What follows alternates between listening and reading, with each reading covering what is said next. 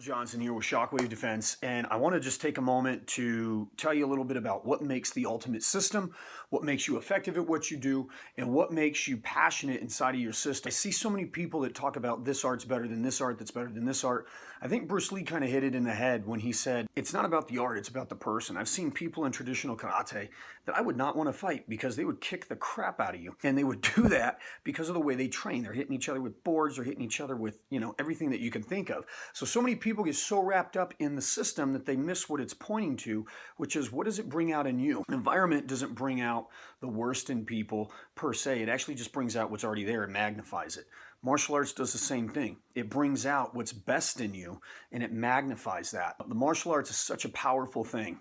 So you're expressing something that other people have researched and they've developed, and it comes to fruition. There's so much that I think is out there that you can learn through the martial arts. It's really like an adventure. So you start learning how to progress and how to grow and how to become something bigger and stronger than just an art. Now, are there keys in every single system that you can use to make your system better? Absolutely.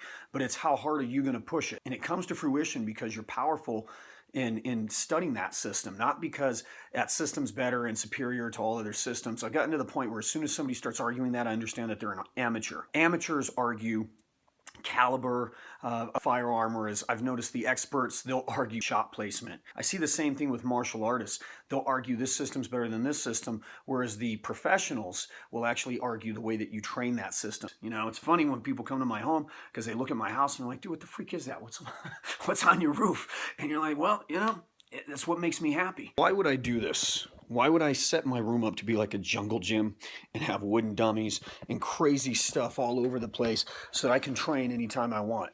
Because I'm passionate about it. So key number one, if you want to be good at your self-defense training, you got to stop trying to be politically correct. You got to stop trying to look normal to everybody. You got to give it everything that you can and not care what anybody else thinks. That's the only way that you're going to get good at anything in life, is to stop looking for permission and to stop caring what people think about you and be willing to go out there and be as passionate as you can without hoping that it'll be okay with the rest of the world. Let me ask you a question. Does the rest of the world look happy to you?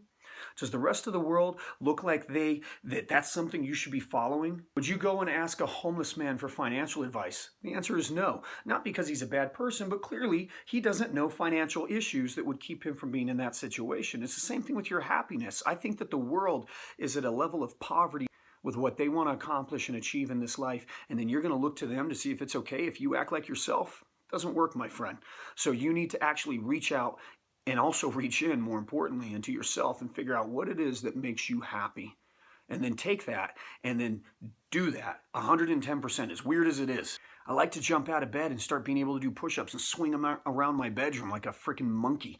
I don't care if it's okay with them or if they look at me and they go, you kind of act like an orangutan. I don't care. It's my life. This is my experience on this earth. That's why I'll control my thoughts and my emotions, and I will not look to anybody else for permission to do that. And I encourage you to do the exact same thing. Live this life with passion. It belongs to you. I'm personally, my spirituality, I'm a Christian. I like to go out and serve. I like to help people, but I'm not going to do it in a way that everybody else thinks that I should. I'm not going to follow somebody else's checklist. This is an experience that the Lord has given me, and I get to help people and I get to bless them, and that's exactly what I'm going to do.